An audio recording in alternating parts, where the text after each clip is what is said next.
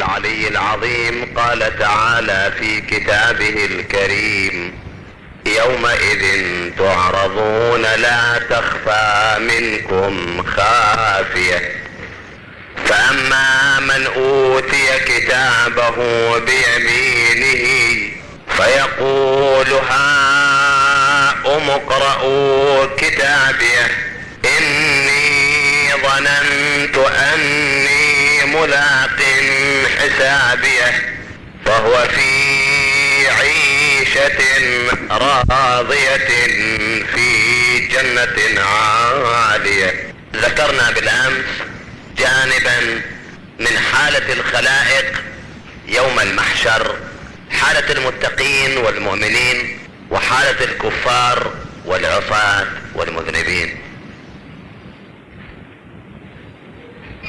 ويوم المحشر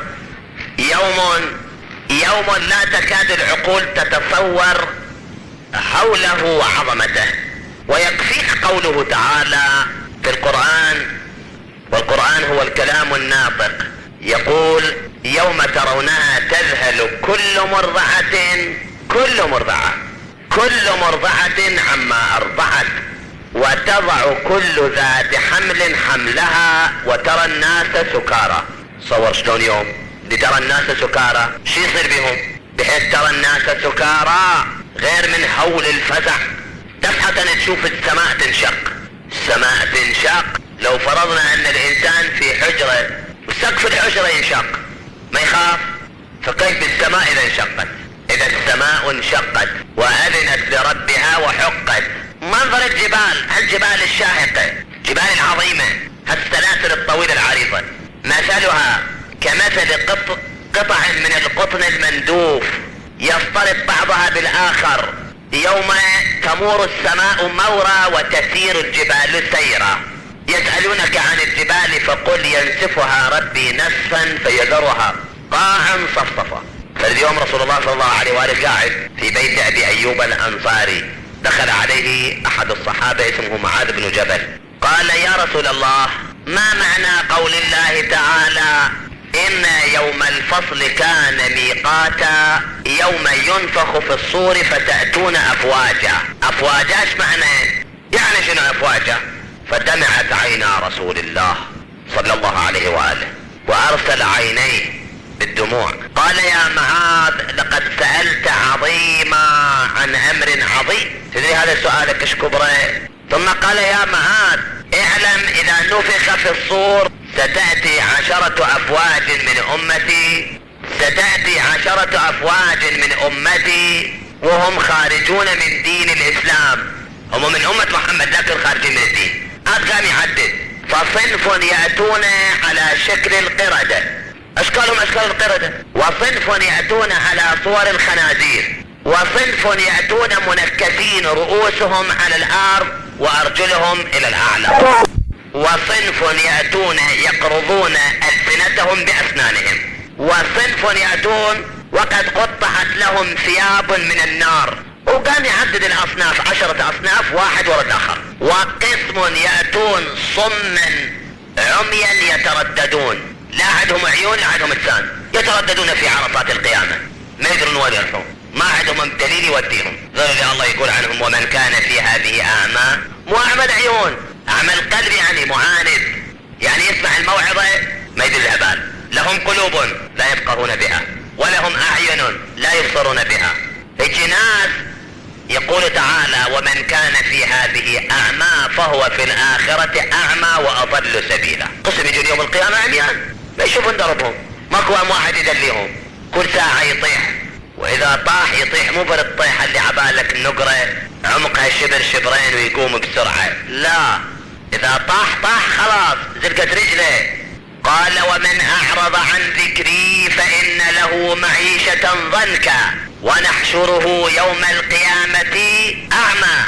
قال: رب لم حشرتني أعمى وقد كنت بصيرا. قال: كذلك أتتك آياتنا فنسيتها وكذلك اليوم تنسى. كنت تسمع الموعظة والنصيحة ما تعتني منها، تولي وجهك تدير ظهرك، تفضل الساب كلها، وكذلك اليوم تنسى. قسم يأتون على صور الخنازير، قسم يأتون على صور القردة. قلت يا رسول الله ذول اللي على صور القردة يجون شلون؟ شنو شغلهم؟ قال هؤلاء القتاتون، هذا النمام اللي يفسد بين المؤمنين، هذا اللي يسعى الفتنة بين الإخوان. هذا يجي يوم القيامة صورته صورة القرد. هناك كان إنسان حلو لطيف جميل محترم، هناك يجي قرد يوم القيامة، أعوذ بالله. هاي شلون منظر؟ اكو فرقة الاخرى يجون يمرون مكتوب بين عينيه آيس من رحمة الله، كتابة القرب وضوح، آيس من رحمة الله. ما يشتم ذولا شنو؟ ذولا يقول عنهم رسول الله صلى الله عليه وآله وسلم: من أعان على مسلم ولو بشطر كلمة، يعني رحت أديت لك فرد مسلم ولو نص كلمة، نص كلمة، ورطت هذا أخوك المسلم في ورطه. من أعان على مسلم ولو بشطر كلمة جاء يوم القيامة مكتوبا بين عينيه آيس من رحمة الله. أبدا آيس خلص بعد، غير جهنم ما إلى طريقه، نار جنة ما يشوفها. أكو فرقة أخرى هذول الملائكة يزفونهم، شلون يزفون العروس العريس؟ تزفهم الملائكة إلى الجنة، يحيطون بهم سلام صلوات تشريفات احترامات خبصات للجنة، ويستظلون تحت ظل عرش الله في يوم لا ظل إلا ظله. مو بناك يخلونه يحطون خيمة هناك ويبنون السقف، لا سقف لا خيمة لا شجرة لا نخلة لا كل شيء، لا ظل إلا ظل الله. قال الإمام الصادق صلوات الله عليه: إن لله تعالى ظلا تحت ظل عرشه لا يستظل به إلا من قضى لأخيه حاجة أو نفس عنه كربة أو صنع إليه معروفا. تقضي حاجة أخوك المسلم، تكشف همه وغمه، أو تقدم له فرد معروف، يوم القيامة تستظل تحت ظل عرش الله، ظل لطيف باري، يجيك فرد نسيم علي مرتاح منعم حتى يخلص الحساب يقول لك تفضل للجنة. حتى ينقسمون عاد كما بينت لكم شرح الصراط يوم القيامة، قسم يعبرون على الصراط بكل سلامة، قسم يطيحون، قسم يشوف مشاكل إلى أن يعبر، لأن طول الصراط قلنا لكم 500 سنة طول الصراط. هل 500 سنة بعض الناس يعبروا بغمضة عين، بغمضة عين يمر على الصراط في طرفة عين أو أقل من طرفة عين. هذا جوازه بيده، جوازه كامل ما جاي قشر، والجواز عرفت من أمس من اللي يصدره، من اللي يوقع فيه.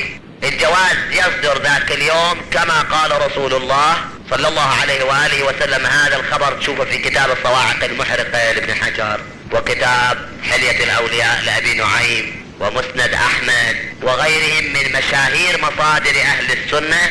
هذا الحديث يروونه عن رسول الله صلى الله عليه وآله، قال: لا يجوز الصراط إلا من كان بيده صك، وفي بعضها جواز من علي بن أبي طالب. حتى خطوة واحدة والله، خطوة واحدة والله ما يخليه يفوت، لا يظل يتسلب بكل من يريد يتسلب. إذا ما عنده جواز من يد الإمام هذا رسول الله يقول ما يخليه يعبر. والذي يروي هذا الحديث مصادر السنة قبل مصادر الشيعة. علماء السنة هم يروون بكثرة لا تنقطع، بقدرة يحصل الجواز. ما تحصل الجواز ما يخلوك تعبر، منين ما تنزل عبور ما اكو، خلاص فين عبر الصراط. اللي عبر الصراط خلاص بعد قضيته انتهت. هسه شلون قسم يعبروا بسهولة بسرعة بأمان براحة، قسم لا شوية يتعبون بالدرب. قسم قلنا لكم امس يريد يعبر الصراط مش لاع قلب، يوصل الى نهاية الملائكة يشيلوه يخلوه على اول الصراط الدرة الاخرى، يظل يزحف على ركبتيه الى ان ينتهي، يردون الملائكة يشيلوه. ذولا من هم؟ ذولا الله يقول عنهم في القرآن ذولا المنافقين، ذولا اهل هذه الآية الكريمة.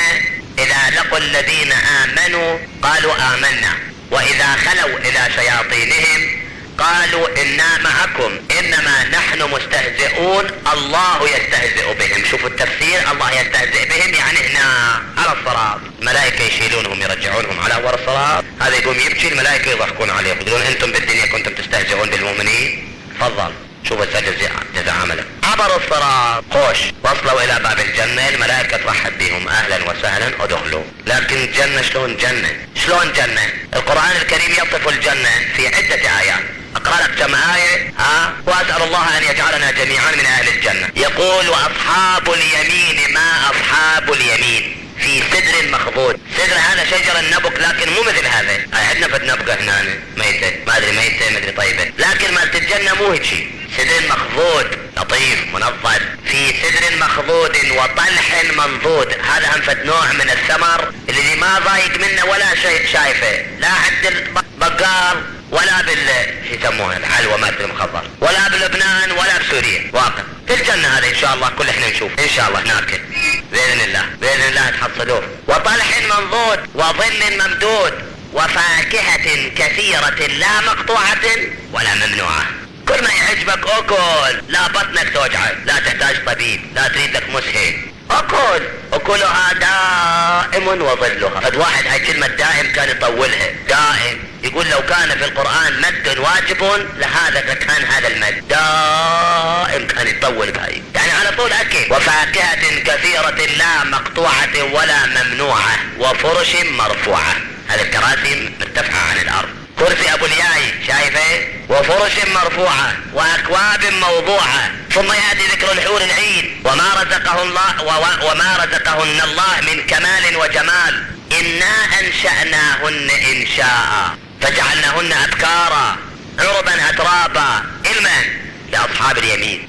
ومرة يقول فيهما عينان نضاختان فبأي آلاء ربكما تكذبان. فيهما عينان تجريان فبأي آلاء ربكما تكذبان. حور مقصورات في الخيام. أرض الجنة كلها مفروشة بالزعفران، بالدر، بالياقوت، باللؤلؤ، حصاها وحجارتها. يمشي على هذه الحشائش وما هي إلا من أفضل الزعفران. والأنهار على الجانبين تجري، وعلى حافة الأنهار خلق الله عز وجل أشجارا باسقة تضرب الرياح بهذه الأشجار فتسمع منها غناء لم تسمع به في عمرك أبدا. هذا حديث رسول الله صلى الله عليه وآله. لم يخلق الله أفضل من ذلك الصوت. الأشجار تهب بها الرياح.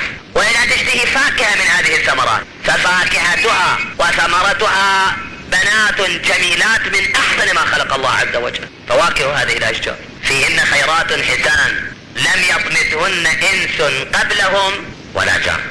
هذه لأهل الجنة، وهنيئا لأهل الجنة، وهنيئا لمن عمل لها، وهنيئا لمن اتقى الله. ولمن خاف مقام ربه جنتان ذواتا أفنان كلها أغصان طول الطريق كلها أغصان متشابكة، الأعناب متدلية، الثمار قريبة من إيدك، قطوفها دانية. حتى ورد في تفسير هذه الآية قطوفها دانية أن الرجل ينام في فراشه ويمد يده على الفاكهة يميده، بعد ما يحتاج ودي وجيب واتعب واصعد وانزل. هاي ما بيها يمد اي فاكهة يشتهي يأكل. وفاكهة مما يتخيرون. موسم الشتاء فاكهة الصيف، موسم الصيف ولو الجنة كلها صيف وشتاء ما بيها، كلها ألطف هواء وفي جميع أحوالها. وفاكهة مما يتخيرون ولحم طير مما يشتهون. وحور عين كأمثال اللؤلؤ المكنون. بعدين يقول جزاء بما كانوا يعملون.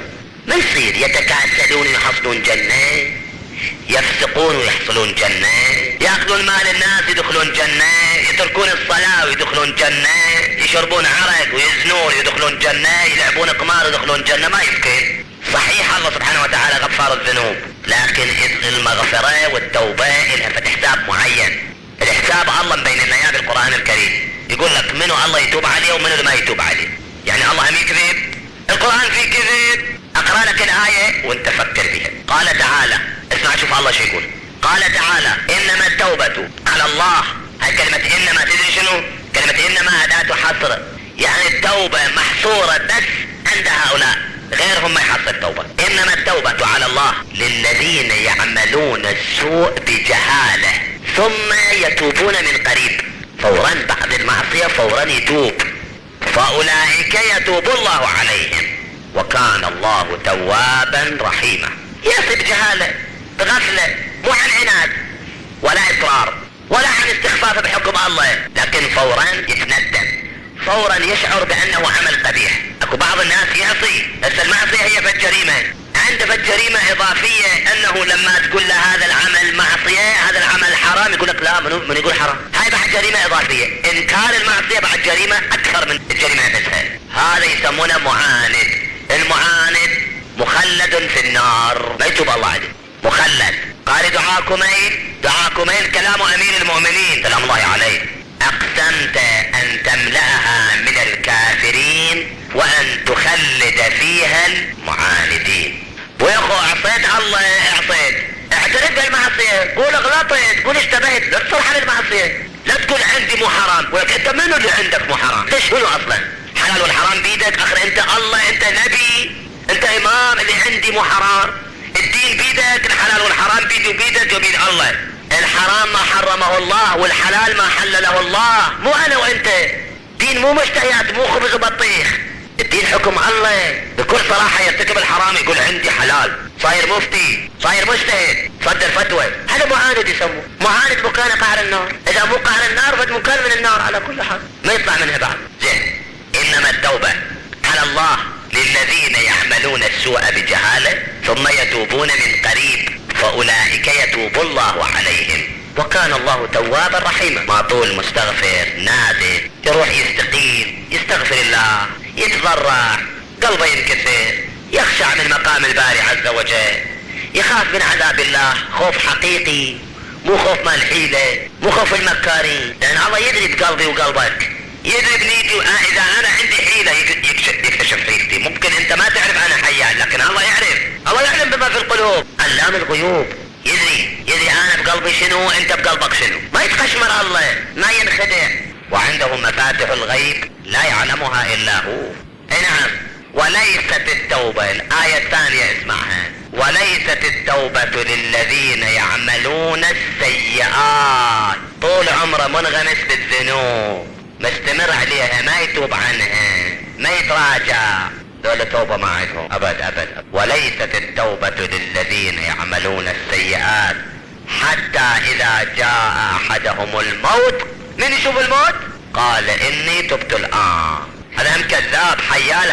هذا ليش يتوب؟ هذا لأنه شاف الموت. لو ما كان شايف الموت، لو يظل عمره يظل 1000 سنة 2000 سنة ما كان تاب. والله سبحانه وتعالى مو ظالم، الله عادل.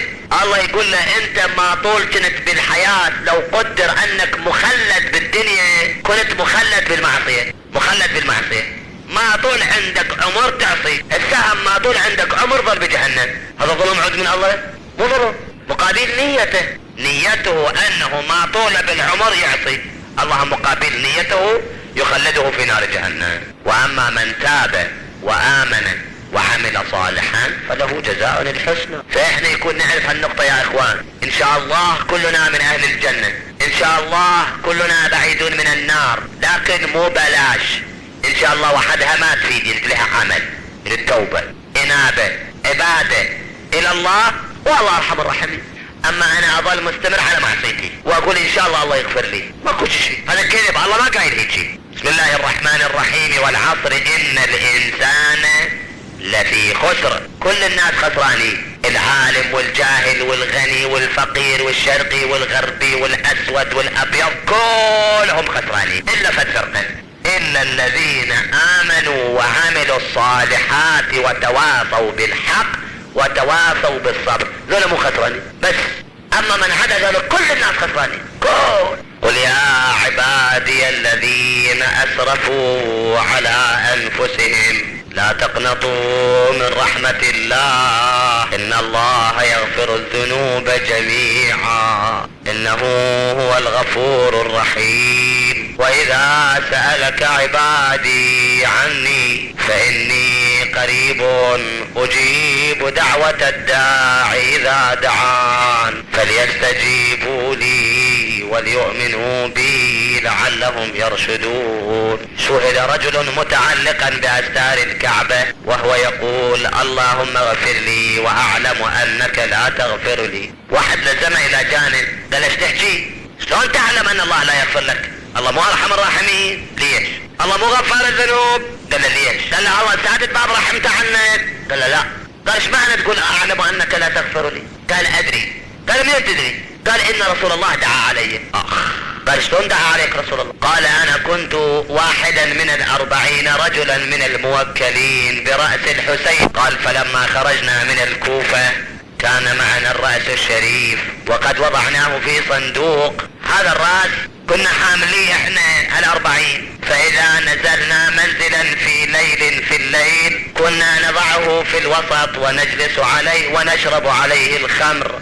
فداء لك يا ابا عبد الله، راسك الشريف يصنع بي هكذا، فداء لراسك، فداء لجسدك، فداء لجسمك الطاهر، لروحك الطيبة. يقول احنا هذا وضعنا طول الطريق، هذا شغلنا. يقول الى ان وصلنا ليلة الى منزل من المنازل خلينا الراس الشريف بالوسط في الصندوق. يقول جماعتي كلهم طلعوا خمورهم قاموا يشربون عرق. يقول انا ذيك الليلة ما شربت، قطع عقلي ما اشرب وياهم. قال يقول شربوا ودقوا ورقصوا الى ان غابت ارواحهم من كثرة السكر، وقعوا اسكار بعد لا عقل لا فكر، ناموا وغفوا ما ادري ايش صار بيهم. يقول انا ظليت قاعد بينما انا جالس وجماعتي كلهم غافين سكارة، واذا شفت سقف الحجرة انشق. بس شنو هذا؟ منام، خيال، حقيقة، واقع، عالم الارواح؟ شنو هذه؟ عالم الغيب انكشف اليه، معجزة، شنو هاي ما ادري. يقول شفت بعيني ان سقف الحجرة قد انكشف ونزل منه هودج. دول جايين يزورون الحسين، يا زوار الحسين. هذا الهودج اسمع يا زاير، اعرف زوار الحسين من هم، وين ما يروح الراس يروحون وراه. خرج منه رسول الله صلى الله عليه وآله وهو باك حزين، وخرج منه إبراهيم خليل الرحمن. الملائكة يعرفونهم، هذا إبراهيم الخليل، هذا عيسى، هذا موسى، هذا محمد، هذا علي بن أبي طالب، هذه فاطمة الزهراء، هذا الحسن. جاءوا بحالة بكاء. يقول جماعتي واقعين وانا في زاوية من الحجرة اعاين اشوف دول ايش يسوون. اخذتني الهيبة ما اقدر اتحرك. يقول فتقدم رسول الله صلى الله عليه وآله وفتح غطاء الصندوق واخرج راس قرة عينه. يقول شفت شال الراس وضمه الى صدره وجعل يقبله وجعل يشمه. بعدين قدم الراس على كلتا يديه الى ابراهيم الخليل. ابراهيم الخليل استلم الراس من رسول الله صلى الله عليه وآله، ضمه الى صدره وجعل يقبله ويشمه. شايف موسم الورد الان، فد واحد من يجي من البستان بيده فرد وردة يوصل الى الاصدقاء، هذه الوردة يقدمها الى واحد يشتمها، بعدين يقدمها الى الثاني يشتمها، الى الثالث. الشكل جعل يدور الراس الشريف من يد الى يد، من ايد الايد قام يفتر الراس. والمصيبة العظمى لما وصل الراس بيد فاطمة الزهراء، ضمت الراس الى صدرها وجعلت تقول قرة عيني حسين، زمرة فؤادي حسين، يا ولدي يا حسين. قتلوك وما عرفوا، ومن شرب الماء منعوا. من الوالدة يا حسين يا ابني، من الوالدة يا حسين يا ابني، يا من رأيت ذباحك ذبحني، تسعدني على ابني يلتحبني. من الوالدة وتعبت برباك، اخذني للقبر يا حسين وياه. من الوالدة والقلب لهفان، ودور عذبني وين ما جاء. اويلا على ابن المات عطشان، افاطم لو خلت الحسين مجدلا وقد مات عطشانا. وارزقنا شفاعة محمد وعترته الطاهرين، والى ارواح المؤمنين نهدي ثواب سورة الفاتحة. قوة الا بالله العلي العظيم. هذا الذي تعرف البطحاء وطأته، والبيت يعرفه والحل والحرم. هذا ابن خير عباد الله كلهم، هذا التقي النقي الطاهر العلم.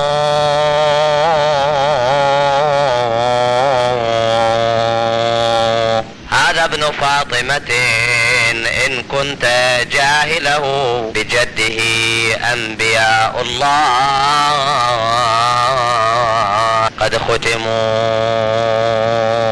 حديثنا هذه الليلة عن الإمام الطاهر المطهر الطيب الكريم سيد الساجدين وزين العابدين علي بن الحسين سلام الله عليه. علي بن الحسين آية من آيات الله، إمام عظيم، والأئمة الاثنى عشر عليهم السلام كل واحد منهم أمة كاملة وتاريخ كامل ومدرسة كاملة كل واحد منهم. لكن يؤسفنا أن المسلمين لا يعرفون شيئا عن حقيقة الأئمة عليهم السلام، مواعظهم، أقوالهم، أدعيتهم، حكمهم، آثارهم، أحاديثهم، خطبهم متروكة مهجورة.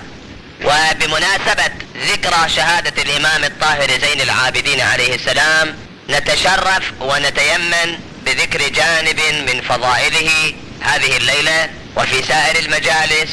وبما أن هذا المجلس يكون ختامه غدا بالنهار في نفس المكان إن شاء الله، تخبرون المؤمنين ساعة بالثنتين عربي تكون القراءة هنا بنفس المكان نفس المحل. ونسأل الله التوفيق لنا ولكم جميعا، وأن يرزقنا شفاعة هذا الإمام العظيم، يرزقنا في الدنيا زيارته وفي الآخرة شفاعته. ولد الإمام زين العابدين في عهد جده أمير المؤمنين عليه السلام، والمشهور أن المسلمين لما غزوا بلاد فارس وفتحوا تلك البلاد وانتهت فتوحات المسلمين من الأسارى الذين جاءوا بهم من بلاد إيران من بلاد فارس إلى مركز الدولة الإسلامية وهي المدينة المنورة، كان بنت الملك يزدجرد، وإحداهما تسمى شهربانويه والثانية تسمى شاهزنان. شاهزنان يعني ملكة النساء ترجمتها.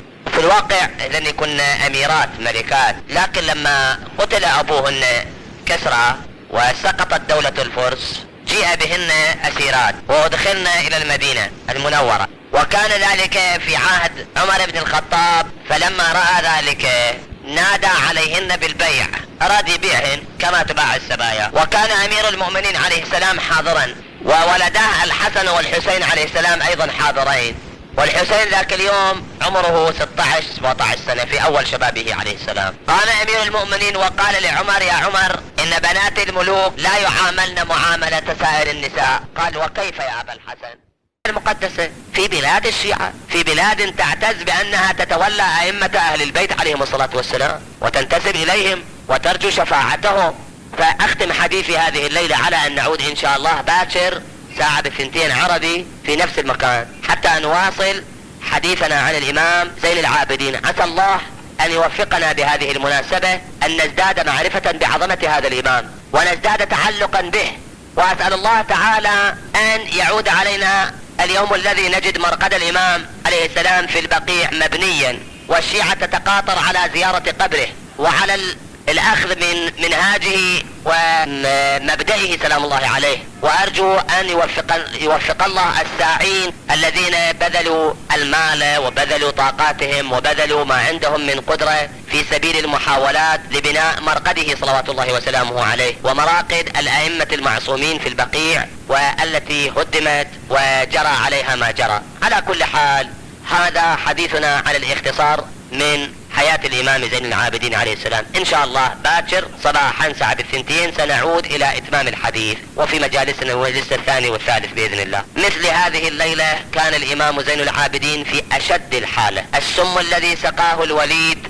ابن عبد الملك بلغ به إلى درجة أن بلغت الحمى والحرارة بالإمام. هذه الليلة ما نامت عين الإمام زين العابدين، كان طول الليل يلوج. الإنسان المسموم تدري بعد شلون يلوج الإنسان المسموم، كان طول الليل يلوج. ودعا ابنه الإمام محمد الباقر عليه السلام، أوصاه بالوصايا. بعد ذلك طلب ماء فتوضأ وصلى صلاته الأخيرة، وما أصبح الصباح حتى جمع أهله وعياله ووصاهم بوصاياه، واستقبل القبلة وغمض عينيه وفارقت روحه الدنيا.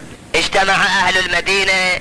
المؤرخين من العامة يذكرون أن المدينة صارت يوم وفاة الإمام مثل يوم القيامة. وكان أنت لا تتعجب باكر بلد شيعي مثل كربلاء إذا يعزلون تطلع مواكب، الدكاكين تعزل، الكذا، البلد كلهم يصبحون في حالة إضراب عام حدادا عن الإمام زين العابدين. لا تتعجب. لكن المدينة بما فيها من أمويين وفي عهد الأمويين وفي زمن الوليد وفي زمن يسب أمير المؤمنين يقول سعيد بن المسيب من شاء لو نعش الامام كانت الارض والسماء والحيطان وكل حجارة وكل شجرة تصرخ وتحن على الامام. ومن اعجب ما كان يبكي العيون خلف جنازة الامام ان الامام عند ناقة حيوان لا يفهم. هذه الناقة جعلت تركض وراء الجنازة وتصرخ مثل الرجال مثل النساء تصرخ. ما ادري هاي حيوان، هاي الحيوان ايش فاهمة هذا؟ الناس كانوا يشوفون هالناقة ويبكون ويصرخون بصراخها. وقد اوصى بها زين العابدين عليه السلام ابنه الباقر عليه السلام، قال يا ولدي انا حجزت على هذه الناقة في رواية 12 سنة،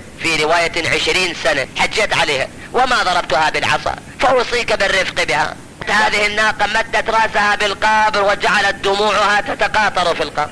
قلت لك حتى اهل المصيبة اهل العزاء من كانوا يشوفون هالناقة كانوا يصرخون. انت الان قاعد هنا وتسمع الخبر وتبكي، فكيف من يشوف القضية بعينه؟ جاء الامام الباقر مسح بيده على راس هذه الناقة، عاد بها الى حظيرتها، ولما غفلوا عنها بعد ساعة قطعت حبلها ما ادري بسنونها ما ادري بيه، وركضت الى البقيع وجاءت الى قبر الامام زين العابدين، بركت على قبره وجعلت تضرب راسها بالحجارة الى ان ماتت على قبره. فداء لك يا سيدي يا سيد الساجدين. هذه حالة الحيوان بعد مشاهدة جنازة الامام.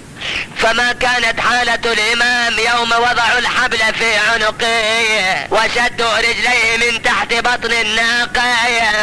يا ولي وابنك علي جابوه بيحان، المرايض من نال ما نال، قالوا علي شلون ينشال. يا ولي جتفاه للناقة ودمه سال.